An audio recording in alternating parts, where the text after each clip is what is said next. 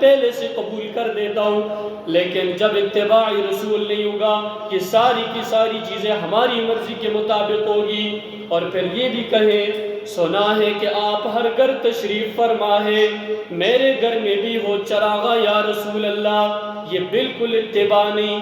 کسی کے گھر میں بھی چراغا یا رسول اللہ تب ہوگی جب اس کے گھر کے خواتین، اس گھر کے مرد، اس گھر کے بچے، اس گھر کے سارے افراد اتباع رسول کے مطابق ہوں گے، تو پھر تو چراغا یا رسول اللہ۔ لیکن اس گھر کے اندر نہ نماز ہے، نہ تلاوت ہے، نہ کوئی کام اللہ اور اس کے رسول کے سنت کے اتباع میں ہے۔ ہم زبان سے لاکھوں مرتبہ بھی کہیں چراغا یا رسول اللہ، اس گھر کے اندر اندھیرا ہی اندھیرا ہے، کیونکہ وہ اتباع سنت سے دور ہے۔ فرمایا قل اطیعوا اللہ والرسول، کہہ دیجئے پیغمبر علیہ السلام اللہ کی اطاعت کرنی ہے تو اس سے پہلے رسول اللہ صلی اللہ علیہ وسلم کی اطاعت کرنی پڑے گی۔ جب رسول اللہ صلی اللہ علیہ وسلم کی اطاعت کرو گے تو پھر اللہ کی اطاعت خود بخود تمہیں نصیب ہو جاؤ گی۔ فَإِن تَوَلَّوْا فَإِنَّ اللَّهَ لَا يُحِبُّ الْكَافِرِينَ، پھر اگر تم منہ موڑو گے، ان سنتوں کو نہیں اپناؤ گے، اپنی مرضی، اپنے رسم اور اپنے رواجوں کے مطابق سارے کے سارے کام اپنے احکام کے مطابق کرو گے، اللہ اور اس کے رسول کے مطابق نہیں کرو گے، تو فرمایا لا يحب الکافرین، ایسے منکرین سے اللہ محبت نہیں کرتا، ایسے منکرین کو اللہ اپنے نور نہیں بخشتا۔ بہت سارے آپ دیکھیں گے، لیکن پاک پیغمبر علیہ السلام کا فرمان کیا ہے؟ عن ابی ہریرہ رضی اللہ تعالی عنہ قال ان رسول اللہ صلی اللہ علیہ وسلم، حضرت ابو ہریرہ رضی اللہ تعالی عنہ فرماتے ہیں کہ نبی علیہ السلام نے فرمایا کل امتی یدخلون الجنت الا من ابا، سارے کے سارے امتی داخل ہو جائیں گے جنت میں، الا من ابا، سوائے اس کی جس نے انکار کیا۔ اے اللہ کے رسول صلی اللہ علیہ وسلم، کون ہے جو انکار کرے گا جنت سے؟ کون ہے جو آپ کی اتباع سے انکار کرے گا؟ یہ سوال پوچھنے والے صرف وہ صحابہ کرام تھے، کیونکہ وہ تو آپ علیہ السلام کے قریب رہنے والے تھے، آپ علیہ السلام کے اتباع میں زندگی گزارنے والے تھے۔ تو جب انہوں نے یہ سوال کیا کون ہے جو آپ کی اتباع کا، جنت کا انکار کرے گا، فرمایا ومن الا من ابا، قالوا یا رسول اللہ، کون ہے جو انکار کرے گا اے اللہ کے رسول صلی اللہ علیہ وسلم؟ تو نبی علیہ السلام نے فرمایا ومن یأبا قال من اطاعنی دخل الجنہ، انکار تو وہ کرے گا جس نے میری اتباع نہ کی، فرمایا من اطاعنی دخل الجنہ، جس نے میری اطاعت کی۔ اب اس اطاعت کو کن کن معاملات میں ہم اپنائیں گے؟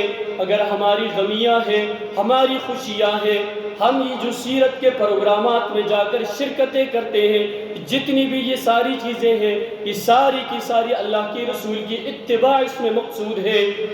اگر اتباع رسول اس میں نہیں ہے تو یہ سارے کے سارے بیکار اور ضائع ہے۔ فرمایا من اطاعنی دخل الجنہ، جس نے میری اطاعت کی وہ تو جنت میں داخل ہو جائے گا، ومن عصانی فقد ابا، اور جس نے میری نافرمانی کی، جس نے میری سنتوں سے اپنے آپ کو دور کیا، جس نے میری سنتوں کو پہچاننے کی کوشش بھی نہیں کی، فقد ابا، اس نے جنت کا بھی انکار کیا، اس نے میری اتباع کا بھی انکار کیا۔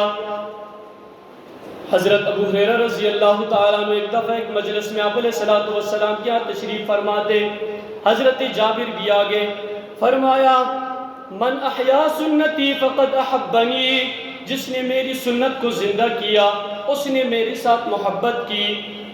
جس نے میری سنت کو زندہ کیا، زندہ کرنے کا مطلب آپ علیہ السلام کا نام تو ہم لیتے ہیں، اس کے نام پر اشتہارات چھپاتے ہیں، ان کے نام پر دیگے پکاتے ہیں، ان کے نام پر، جس طرح میں نے پہلے بھی پڑھا کہ ہر گھر، آپ سنا ہے کہ آپ ہر گھر تشریف فرما ہے، میرے گھر میں بھی ہو چراغا یا رسول اللہ، تو یہاں احیا سنتی ضرورت ہے۔